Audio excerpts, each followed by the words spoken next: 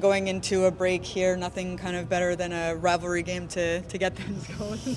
Yeah, I mean, as much as you talk about it and such, it's always a tough one. The last one, but certainly the Rangers coming in gets everyone's attention.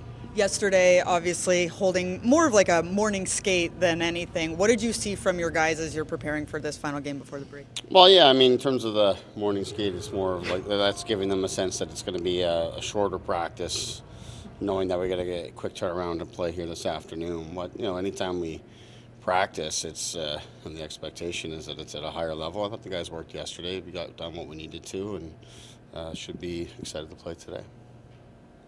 You've had good fortune from a lineup standpoint. A lot of guys have played every game. Pesci and Luke, when they come back, they've played every game. What factor does that play into the success that you've had, that you kind of know your lineup game in and game out? Yeah, I think it's been very helpful, of course, to be somewhat consistent there. Of course, Lazar and Bastian missed quite a bit of time, but for the most part, as you say, it's been very consistent on defense. Been very consistent in terms of the pairings and all of that, and even on forward, just the same. One of the things that Paul was telling me yesterday is that the confidence that you've given in him, even though he's had a bit of a drought here, what more do you need to see from him? Maybe what are you telling him to get him to that point? Well, just encouraging him that we believe in him and that we need more from him, and recognizing that it's not all just on the player. As coaches, you got to find ways to improve guys and get them moving in a positive direction. But also acknowledging that he does a lot of other things that don't show up on the scoreboard that contribute to us winning, and he can't lose those in search of offense and goals. So we've been winning lots of games, and that's important, but we do want guys moving in the right direction and getting them a little more touches here and there. And in Paul's case, he's on our power play now, and obviously I've been moving him around a little bit and getting him some reps with Jack and all those sorts of things, just to help make him know that we're working with him to try to help him. But he does lots of things, as do a lot of the others that maybe haven't scored much of late, that help us win games, and we have to maintain that while trying to build out other areas.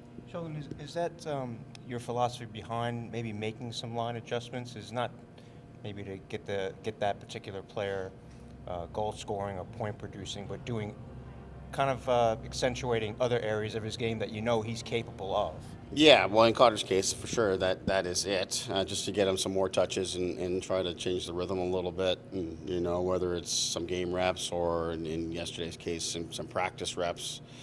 To practice alongside Jack, that's a different experience. You play at a higher rate, at a faster rate. You got to execute at a higher rate and make different reads and such, and probably get more favorable touches in some of the drills and such too. So try to do that yesterday.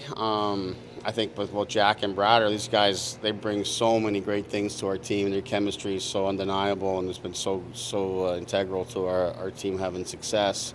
But they've got lots to offer and to give to enhance other people's games too. So I've got to be mindful of that as we're trying to develop a hockey team here, and got to get as many guys moving in the right direction as we can. When you talk to your team about the Rangers, do you say that's a team that went to the conference final or a team that's struggling? I mean, our guys know full well and better than I, quite frankly, about how good a team the Rangers are and the quality that they are and what these games are like. I'm still kind of learning on the fly here about this rivalry and such, but anytime you're playing against a team that's trying to find their way, you want to try to prevent them from getting positive momentum. But, without a doubt, they've got lots of weapons and things that we respect greatly, who they are. I was able to watch just the first period yesterday, but to me, they played very well. I watched them in the Dallas game. They played very well, so let's not be too focused on anything. And that's what's right in front of us here with a fresh scoreboard and a new game. Timo Meier has played really excellent through this month of December, and this is something you've touched on before, but what are you liking from him in the offensive zone, but also he's putting a lot of back pressure on teams as well? Yeah, that's a great point, because I think, as we just alluded to with some of the others, the things that they're doing really well away from the puck and maybe not on the score sheet necessarily, but help us get wins. Timo's really, bought into forecheck pressure, back pressure, just puck pressure in general. That has really helped especially as he plays against really tough matchups alongside Nico. That's really helped keep some of the other team's best players off the sheet, and it really helps suppress our shots against and all these kind of things. So that can't be understated how important that is. And to me, he's hit a couple posts and crossbars here of late, and the offense looks like it's ready to pop again here soon. But he's doing his part to help his line to get 2 big goals for us the other day, and he's contributing in that. So I've liked his overall game in lots of ways. You aren't facing Matt Rempe today. Obviously, there's a pass there. In general, what's the importance of making sure legal head contact stays out of the game? I would say it's very important, yes. Back to Markey tonight. Markey tonight, yes. Today. Thank you, Sheldon. Yeah. Thank you, Sheldon. Pete?